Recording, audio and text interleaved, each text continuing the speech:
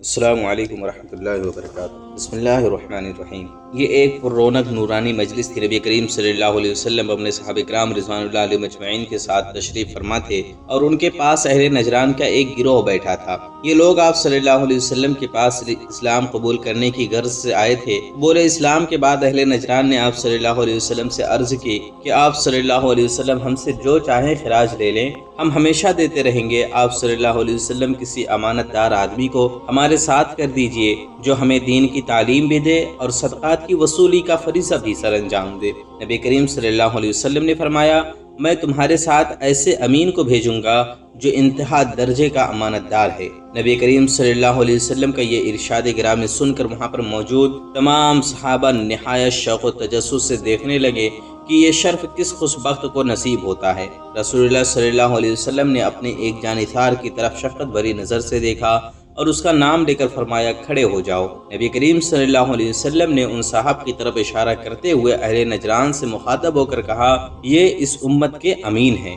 یہ صحابی رسول جن کو زبان نبوت سے امین الامت کا عظیم لقب ملا، سیدنا ابو عبیدہ بن جراح رضی اللہ عنہ تھے۔ سیدنا ابو عبیدہ بن جراح رضی اللہ عنہ کا اصل نام عامر تھا، مگر اپنی کنیت ابو عبیدہ سے شہرت پائی۔ ان کے والد کا نام عبداللہ تھا، لیکن اپنی دادا کی نسبت سے ابن الجراح مشہور ہوئے۔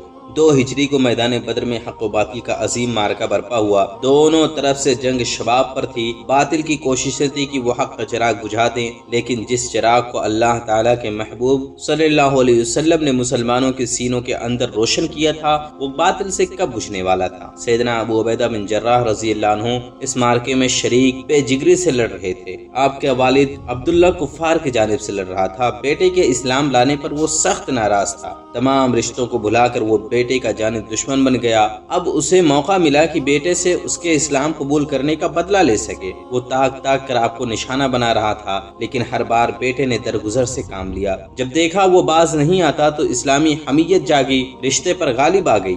آپ نے ایسا وار کیا کہ باپ کو خون میں نہلا دیا۔ اسلامی جوش کی ایسی مثال تھی جو چشم فلک نے شاید اس سے قبل دیکھی ہوگی۔ ان عظیم جذبوں کو اللہ تبارک و تعالیٰ نے بے حد پسند فرمایا اور سورہ مجادلہ میں یوں ارشاد فرمایا، جو لوگ اللہ تعالیٰ اور روز آخرت پر ایمان رکھتے ہیں، تم ان کو اللہ تعالیٰ اور اس کے رسول صلی اللہ علیہ وسلم کے دشمنوں سے دوستی کرتے ہوئے نہ دیکھو گے، خواہ ان کے باپ، بیٹے یا بھائی یا خاندان کے لوگ ہوں۔ یہ وہ لوگ ہیں جن کے قلوب میں اللہ تبارک و تعالیٰ نے ایمان تحریر کر دیا ہے اور فیصلہ غیبی سے ان کی مدد کی ہے۔ سیدنا ابو عبیدہ بن جراح رضی اللہ عنہ جب زندگی کی 27 بہاریں دیکھ چکے تو رسول اللہ صلی اللہ علیہ وسلم نے اعلان بعثت فرمایا۔ توحید کی آواز نے مشرکین قریش میں ہلچل مچا دی۔ آپ صلی اللہ علیہ وسلم کے یار غار سیدنا ابو بکر صدیق رضی اللہ عنہ در پردہ لوگوں کو دعوت حق دیتے تھے۔ سیدنا ابو عبیدہ بن جراح رضی اللہ عنہ ان کی باتوں کا بے حد اثر لیا، زیادہ سوچ و بچار سے کام نہیں لیا۔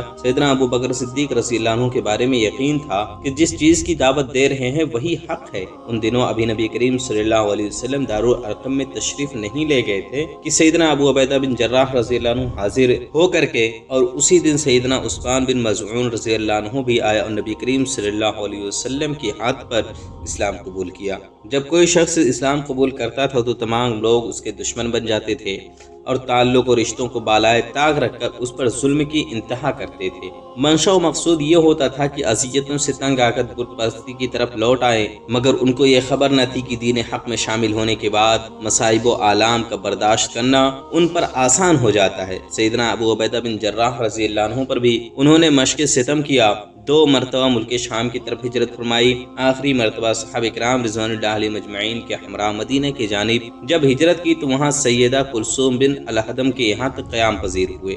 نبی کریم صلی اللہ علیہ وسلم نے آپ کا بھائی چارہ سیدنا سعد بن معاذ رضی اللہ عنہ سے کرا دیا۔ تمام غزوات و مشاہد میں آپ نے بڑی گرم جوشی و جان فروشی سے شرکت کی۔ غزوہ احد میں عبداللہ بن قیہ کے حملے سے رسول اللہ صلی اللہ علیہ وسلم کے روئے انور زخمی ہو گیا۔ ذرے کے 2 کڑیاں رخسار مبارک میں گھس گئی تھیں۔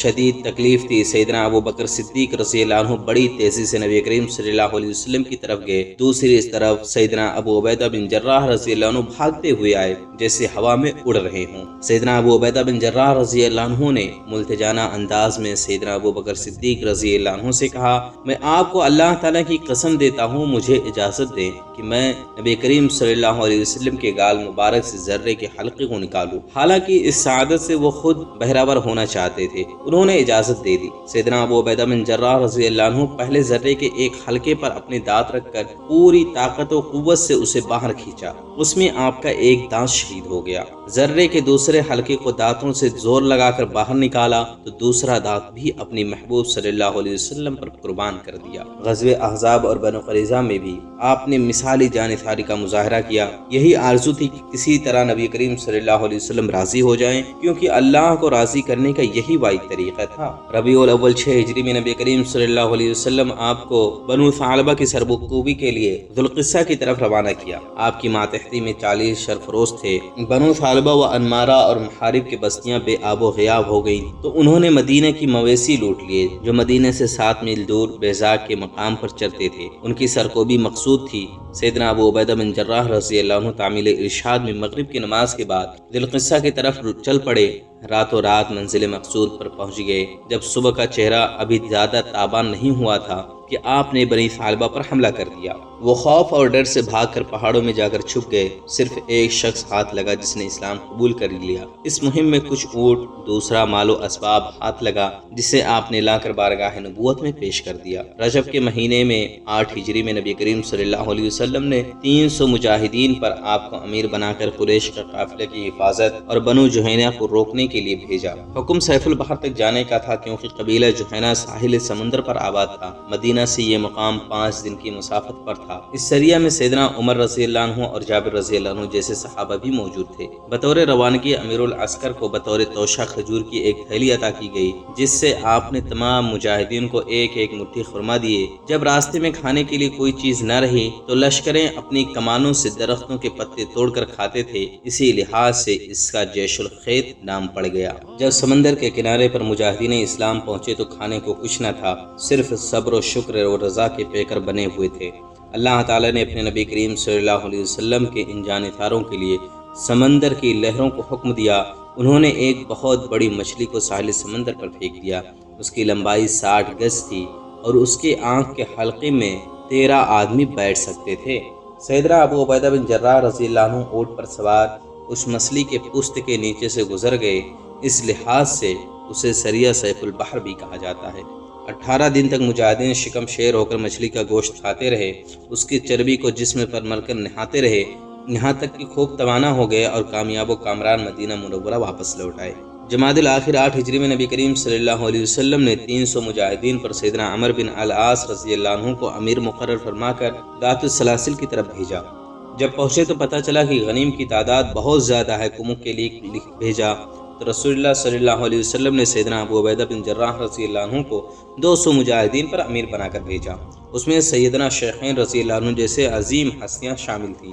سیدنا ابو عبیدہ بن جراح رضی اللہ عنہ کی موجودگی میں سیدنا عمر بن عاص رضی اللہ عنہ کو سپہ سالاری کا حق نہ تھا، لیکن آپ نے اصرار نہیں فرمایا اور جس مقصد سے وہاں تشریف لے کر گئے تھے اسے سر انجام دینے کے بعد مدینہ منورہ واپس لوٹ آئے۔ ایک مرتبہ آپ کو اہل بحرین سے جزیہ کی رقم وصول کر کے لانے پر مامور فرمایا۔ آپ جب واپس تشریف لائے تو اس روز نماز فجر کو غیر معمولی ہجوم تھا۔ نبی کریم صلی اللہ علیہ وسلم نے مسکراتے ہوئے ارشاد فرمایا، شاید تم لوگوں کو ابو عبیدہ بن جراح رضی اللہ عنہ کے آنے کی خبر ہو گئی ہے۔ جی ہاں رسول اللہ صلی اللہ علیہ وسلم، بشارت ہو، آج تمہیں خوش کر دوں گا۔ آپ صلی اللہ علیہ وسلم نے ارشاد فرمایا اور پھر گویا ہوئے، لیکن اللہ کی قسم میں تمہارے فقر و افلاس سے نہیں ڈرتا، خوف ہے کہ پہلے امتوں کی طرح تم پر دنیا کشادہ ہو جائے گی اور جس طرح ان کو باہمی مناقشت اور حسد نے ہلاک کر دیا تھا تمہیں بھی ہلاک کر دے گی۔ حجۃ الوداع میں آپ صلی اللہ علیہ وسلم کے ساتھ تھے۔ اس کے 3 دن بعد نبی کریم صلی اللہ علیہ وسلم کے وصال پر جب ثقیفیہ بنو ساعدہ میں انتخاب خلیفہ کا مسئلہ زیر بحث آیا تھا تو اس وقت سیدنا ابو عبیدہ بن جراح رضی اللہ عنہ نے بڑا اہم کردار ادا کیا تھا۔ انصاری کو مخاطب کر کے فرمایا، تم نے امداد و اعانت کا وعدہ کیا تھا، لہٰذا اس پر حرب نہ آنے دو۔ اس وقت سیدنا ابو بکر صدیق رضی اللہ عنہ نے سیدنا عمر فاروق رضی اللہ عنہ کے علاوہ سیدنا ابو عبیدہ بن جراح رضی اللہ عنہ کا بھی نام خلافت کے لیے پیش کیا گیا، لیکن ہر 2 بزرگوں نے آگے بڑھ کر سیدنا ابو بکر صدیق رضی اللہ عنہ کا ہاتھ مبارک پر بیعت کر لی۔ عہد صدیقی میں ملک شام پر کئی اطراف سے لشکر کشی کی گئی۔ حمص کی طرف سے سیدنا ابو عبیدہ بن جراح رضی اللہ عنہ کو دمشق کی جانب، سیدنا یزید بن صفوان رضی اللہ عنہ کو سوائے اردم اور سیدنا شرجیل بن حسرہ رضی اللہ عنہ کو بطرف فلسطین کی طرف سیدنا عمر بن عاص رضی اللہ عنہ کو روانہ کیا گیا۔ لیکن ان سب پر سیدنا ابو عبیدہ بن جراح رضی اللہ عنہ کو سپہ سالار اعظم تعینات کیا گیا۔ عرب کے سرحد سے باہر قدم قدم پر رومیوں نے سے آمنا سامنا ہوا، لیکن آپ نے ان کو مار بھگایا۔ ان کی کثرت کا اندازہ لگا کر خلیفۃ الرسول صلی اللہ علیہ وسلم سیدنا صدیق رضی اللہ عنہ کو کمک کے لیے لکھ بھیجا۔ انہوں نے سیدنا خالد بن ولید رضی اللہ عنہ کو عراقی مہم چھوڑ کر شام جانے کا حکم دیا۔ سیدنا ابو عبیدہ بن جراح رضی اللہ عنہ تمام اسلامی فوج کو یکجا ہونے کا حکم دیا، اور پھر متحد فوج نے بصرہ، فحل اور اجنادین کو فتح کرنے کے بعد دمشق کا محاصرہ کر لیا۔ اسی دوران میں سیدنا ابو بکر صدیق رضی اللہ عنہ اپنے خالق حقیقی کے بعد تشریف لے گئے، تو ان کی جگہ سیدنا عمر فاروق رضی اللہ عنہ خلیفہ مقرر ہوئے۔ انہی دنوں دمشق کے بدری کے ہاں ایک لڑکے نے جنم لیا۔ اس خوشی میں لوگوں نے شرابیں پی کر بدمستی کی اور بے سود پڑ کر سو گئے۔ سیدنا خالد بن ولید رضی اللہ عنہ ماں چند جانثار صحابہ کے ساتھ فصیل پر چڑھ گئے اور اندر داخل ہو کر دروازہ کھول دیا۔ فوج اندر داخل ہوئی۔ اس آفت ناکہانی کا صرف ایک ہی حل تھا کہ سپہ سالار اعظم سیدنا ابو عبیدہ بن جراح رضی اللہ عنہ سے صلح کی درخواست کریں۔ آپ اس وقت دوسری طرف تھے اور اس صورتحال کا علم نہ تھا کہ مسلمان شہر کے اندر داخل ہو چکے ہیں۔ انہوں نے صلح قبول کر لی۔ سیدنا خالد بن ولید رضی اللہ عنہ اور سیدنا ابو عبیدہ بن جراح رضی اللہ عنہ کی فوجوں کی جب دمشق کے بازار کے وسط میں ملاقات ہوئی تو حقیقت حال منکشف ہوئی۔ چونکہ سیدنا ابو عبیدہ بن جراح رضی اللہ عنہ نے مصالحت کر لی تھی، اس لیے دمشق کی فتح مصالحت قرار دی گئی۔ کسی کے ماتھے پر بل تک نہ پڑا، کیونکہ اسلامی تعلیم اور اطاعت امیر کا یہی تقاضا تھا۔ رومیوں کو بڑا دکھ تھا کہ دمشق ان کے ہاتھ سے نکل گیا۔ انہوں نے فوجوں کو اردن میں کے شہر میں جمع کیا، لیکن مسلمانوں کے رعب و دبدبہ اور عزم و جانثاری کے جذبوں کو دیکھ چکے تھے، لہٰذا بات چیت کرنے کے بعد اپنا قاصد براہ راست سیدنا ابو عبیدہ بن جراح رضی اللہ عنہ کے پاس بھیجا۔ رومی قاصد حیران و پریشان اسلامی لشکر میں پھر رہا تھا۔ ہر شخص کو ایک ہی رنگ میں رنگے ہوئے دیکھ رہا کر بڑا حیران پریشان ہوا۔ افسر اور ماتحت میں کوئی تمیز نظر نہیں آتی تھی، جو کہ ان کے یہاں بڑی نمایاں تھی۔ آخرکار اس نے ایک مسلمان سے پوچھا، تمہارا سردار کون ہے؟ سامنے زمین پر بیٹھے ہیں۔ انگلی کے اشارے سے اسے بتایا گیا تو وہ حیرت میں ڈوب گیا۔ یقین نہیں آتا تھا کہ اسلامی فوجوں کا سپہ سالار اعظم ایک عام آدمی کی طرح زمین پر بیٹھا ہوگا۔ مزید تسلی کرنے کے بعد وہ آپ کی خدمت میں حاضر ہوا۔ ابو عبیدہ رضی اللہ عنہ نے پوچھا، کون ہو؟ اس نے جواب دیا کہ میں رومی قاصد ہوں۔ آپ نے پوچھا، کس لیے آئے ہو؟ اس نے کہا، مصالحت کے لیے بھیجا گیا ہے۔ ہمارا سردار کہتا ہے کہ اگر آپ یہاں سے چلے جائیں تو فی کس 2 اشرفیاں دی جائیں گی۔ ابو عبیدہ بن جراح رضی اللہ عنہ گرج کر بولتے ہیں، ہرگز نہیں۔ سیدنا ابو عبیدہ بن جراح رضی اللہ عنہ نے 2 ٹوک فیصلہ فرما دیا، اور اس کے بعد خوریز معرکے کے بعد اردن فتح کر لیا۔ حمص اور دوسرے شہر فتح کرنے کے بعد آپ لازقیہ پہنچے۔ یہ بہت بڑا مضبوط و مستحکم شہر تھا۔ اس کو فتح کرنے کے لیے آپ نے میدان میں بہت سے پوشیدہ غار کھودوائے اور بظاہر محاصرہ چھوڑ کر حمص کی طرف روانہ ہو گئے۔ اہل شہر نے دیکھا تو اطمینان کا سانس لیا اور کاروبار کے لیے شہر کے دروازے کھول دیے، لیکن آپ اسی شب واپس آ کر ان پوشیدہ غاروں میں چھپ گئے، اور صبح جب لوگ اپنے کاروبار میں مصروف تھے کہ شہر میں داخل ہو کر اسلام کا جھنڈا بلند کر دیا۔ مسلسل شکستیں کھانے کے بعد رومیوں نے ہرقل شاہ روم سے فریاد کی تو اس کی غیرت جاگ اٹھی۔ پوری قوت سے مسلمانوں کو پسپا کرنے کے لیے اس نے تمام ممالک کی فوجیں بھیجنے کے لیے لکھ دیا۔ اس کا نتیجہ یہ نکلا کہ انطاکیہ میں فوجوں کا طوفان امڑ پڑا۔ سیدنا ابو عبیدہ بن جراح رضی اللہ عنہ نے ایک بار پھر تمام اسلامی فوجوں کو دمشق میں جمع ہونے کے لیے کہا۔ صلاح و مشورہ کے بعد طے پایا کہ یرموک میں مورچہ بندی کی جائے۔ ان حالات میں مفتوحہ علاقوں کے لیے عیسائیوں کی حفاظت ممکن نہ تھی، لہٰذا ان سے وصول شدہ جزیے کی ایک کوڑی تک واپس کر دی گئی۔ یہ حسن و سلوک اور انصاف دے کر وہ رو رو کر مسلمانوں کی واپسی کے لیے دعائیں کرنے لگے۔ سیدنا عمر فاروق رضی اللہ عنہ کو صورتحال سے آگاہ کیا گیا اور امداد طلب کی گئی تو مدینہ کا ہر شخص جذبے جہاد سے لبریز ہو گیا اور جنگ پر جانے کے لیے تیار ہو گیا۔ بہرکیف تھوڑی سی کمک روانہ کر دی گئی۔ یرموک کے قریب ہی 2 لاکھ سے زائد رومیوں کا لشکر خیمہ زن تھا۔ اگرچہ تعداد میں وہ مسلمانوں سے 7 گنا زیادہ تھے، لیکن مسلمانوں کے ہاتھ دیکھ چکے تھے۔ چاہتے تھے کہ بھرم رہ جائے۔ ان کے سپہ سالار اعظم باہان نے مصالحت کے لیے قاصد بھیجا۔ جب جارحِ اسلام لشکر میں آیا تو مغرب کی نماز شروع ہوئی۔ عجب نظارہ تھا، وہ بے حد متاثر ہوا۔ بعد از نماز قاصد نے سیدنا ابو عبیدہ بن جراح رضی اللہ عنہ سے متعلق سوالات کیے اور مسلمان ہو گیا۔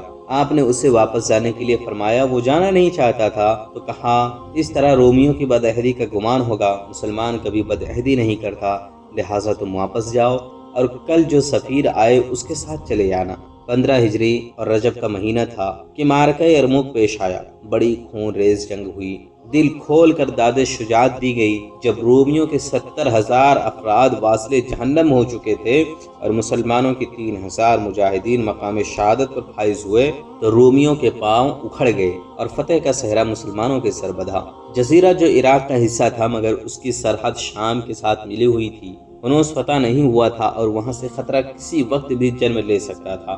چنانچہ وہاں بھی رومیوں کے پاؤں نہ جم سکے اور فتح و کامرانی نے سیدنا ابو عبیدہ بن جراح رضی اللہ عنہ کے قدم چومے۔ سیدنا خالد بن ولید رضی اللہ عنہ دمشق کے والی مقرر ہوئے تھے کہ خلیفۃ المسلمین سیدنا عمر فاروق رضی اللہ عنہ کے حکم سے معزول کر دیے گئے۔ بوقت رخصتی سیدنا خالد بن ولید رضی اللہ عنہ نے ارشاد فرمایا، لوگوں تمہیں خوش ہونا چاہیے کہ امین الامت تمہارا والی ہے۔ اس کے جواب میں سیدنا ابو عبیدہ بن جراح رضی اللہ عنہ گویا ہوئے، میں نے رسول اللہ صلی اللہ علیہ وسلم سے سنا ہے کہ خالد رضی اللہ عنہ اللہ کی تلواروں میں سے ایک تلوار ہے۔ 18 ہجری میں جب عرب میں قحط پڑا تو آپ نے شام سے 4,000 اونٹ گلے سے لدی ہوئے بھجوا دیے۔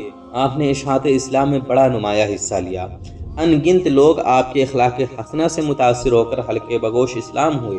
اسی سن ہجری میں طاعون کی وبا پھیلی، شام میں اس کا بڑا زور تھا، بے شمار لوگ لقمے اجل بن گئے، کئی مشہور و نامی ہستیاں ان کا شکار ہوئیں۔ سیدنا عمر فاروق رضی اللہ عنہ کو علم ہوا تو بڑے فکر مند ہو کر بطور ملک شام روانہ ہوئے۔ مقام سرغ پر سیدنا ابو عبیدہ بن جراح رضی اللہ عنہ اور دوسرے سرداروں نے آپ کا استقبال کیا۔ طاعون کا زور بڑھتا جا رہا تھا، مشاورت سے طے پایا کہ فی الحال لوگوں کو یہاں سے کہیں اور منتقل ہو جانا چاہیے۔ اس ضمن میں منادی کرا دی گئی۔ سیدنا ابو عبیدہ بن جراح رضی اللہ عنہ تقدیر کے بڑے قائل تھے۔ خلیفۃ المؤمنین سے عرض کیا، آپ تقدیر سے بھاگتے ہیں؟ اس پر سیدنا عمر فاروق رضی اللہ عنہ نے جواب دیا، ہاں تقدیر الہی کی طرف بھاگتا ہوں۔ سیدنا عمر فاروق رضی اللہ عنہ نے مدینہ واپس آ کر سیدنا ابو عبیدہ بن جراح رضی اللہ عنہ کو بلا بھیجا۔ آپ اپنے خلیفہ کا اشارہ پا گئے، جواباً لکھا، جو مقدر میں ہے پورا ہوگا۔ اس پر سیدنا عمر فاروق رضی اللہ عنہ نے تاکیداً لکھا کہ فوجوں کو مرطوب مقامات سے ہٹا کر کسی بلند اور سطح بخش مقام کی طرف لے جاؤ۔ چنانچہ آپ نے فوجوں کو جابیہ منتقل کر دیا۔ مرض طاعون اندرونی طور پر سیدنا ابو عبیدہ بن جراح رضی اللہ عنہ پر اپنا اثر کر چکا تھا،